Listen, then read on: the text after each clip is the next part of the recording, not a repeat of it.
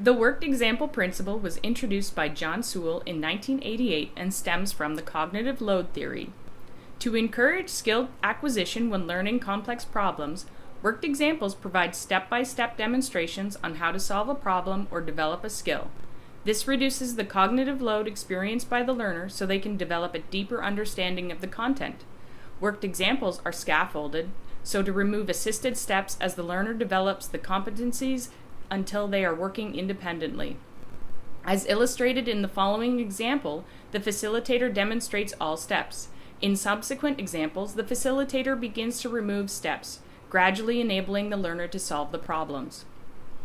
Khan Academy is an example of a worked example principle learning tool for any age studying math, sciences, computing, arts, economics, and finances.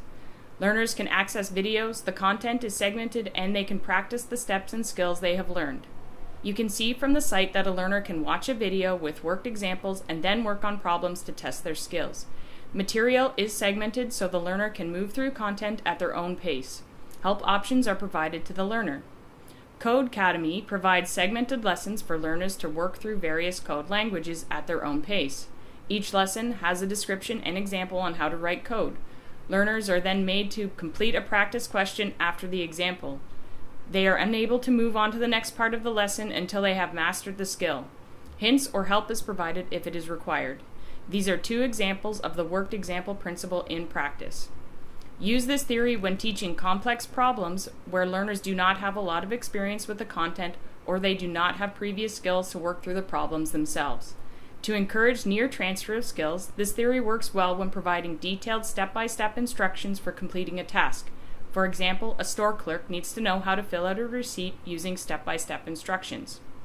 This theory also works well for encouraging far transfer knowledge by using different contexts. For example, a medical student must remove a tumor using radiation, but using one strong ray will kill all of the cells in front of the tumor.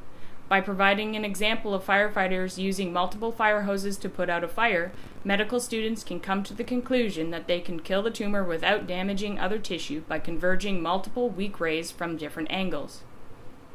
Checklists for using this tool. Fade from worked examples. After you provide an example, slowly remove each step working backwards, having the learner complete the steps until they are working on their own. Number 2. Deep learning through self-explanations. Provide learners with a question at the end of the worked example to encourage a deeper understanding of the material. This could be as simple as a multiple choice question. Number 3. Use of instructional explanations, sometimes. Only use instructional explanations when attempting to improve conceptual understanding of a topic, teaching math, or when there is no self-explanation question provided. Number 4, apply multimedia principles. Segment the learning and provide learners with the ability to go through the content at their own pace, like having buttons to move through screens and pause content.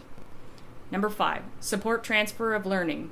If promoting near transfer, provide learners with step-by-step instructions for the task they will perform, but when encouraging far transfer, make sure to provide the same type of problem but in different contexts.